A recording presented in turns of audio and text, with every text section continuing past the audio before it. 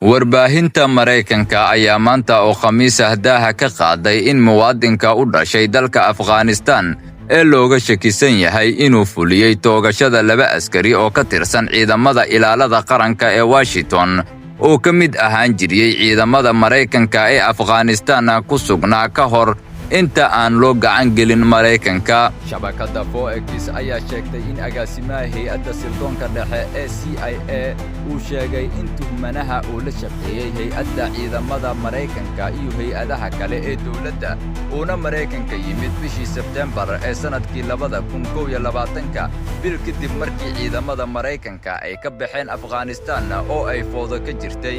Agaasimaha waxa uu sheegay in eedeysanahaasi uu Mareykanka kala shaqeeyay magaalada Qandahar oo ku taala koonfurta Afghanistan, taasi oo ka mid ah saldhigyada ugu caansan ee ciidamada Mareykanka.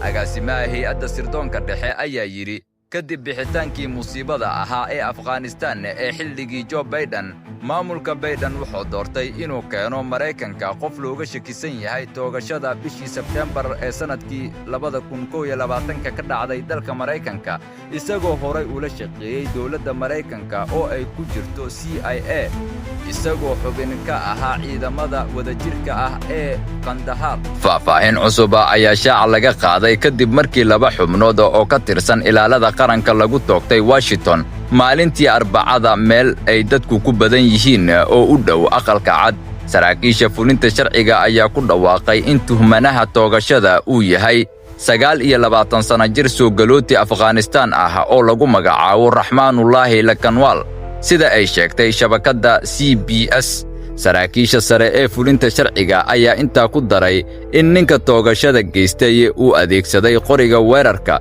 isagoo dhacdada ka dhigay mid argagixiso, sida ay sheegtay shabakada NBC.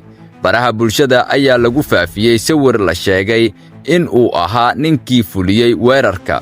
Madaxweynaha Mareykanka Donald Trump ayaa toogashadii ka dhacday agagaarka aqalka cad ku tilmaamay fal argagixiso, isagoo sheegay in tuhmanaha uu ka yimid Afghanistan sanadkii 2021. Tallaabadan ayaa timid kadib markii Trump uu ka codsaday dawladdiisa inay dib u baarto soo galootiga Afghanistan ah ee galay Mareykanka xilligii uu hogaaminayay madaxweynihii isaga ka horreeyay ee Joe Biden. dhinaca kale, madaxweynaha Jamhuuriyadda Federaalka Soomaaliya Mudane Xasan Sheekh Maxamuud ayaa shaaca ka qaaday in laamaha amniga dalka ay xaqiijiyeen in Al-Shabaab ay ku amreen xubnahooda inay isdiiwaan geliyaan oo ay qaataan kaarka aqoonsiga. Madaxweynaha oo khudbad ka jeediyay shirweynihii labaad ee aqoonsiga qaranka waxa uu soo dhoweeyay tallaabadani, isagoo aaminsan in isdiiwaangelinta kooxda Al-Shabaab ay u fududaynayso dawladda inay si buuxda u aqoonsato qof kasta oo ku lug leh argagixisnimada. Waxa uuna isagoo dhoola caddaynaya yiri, haddii ay qaataan waxaa la aqoonsanayaa farahooda iyo wejiyadooda. Wuxuu intaas ku daray in kooxda muwaadiniin Soomaaliyeed ay yihiin oo haddana dembiilayaal ah. Madaxweynaha Jamhuuriyadda Federaalka Soomaaliya ayaa xaqiijiyay in barnaamijka aqoonsiga qaranka uu ka qayb qaadan doono sugidda amniga, xoojinta dhaqaalaha, la dagaalanka argagixisada, lacag dhigista iyo dembiyada kale ee abaabulan.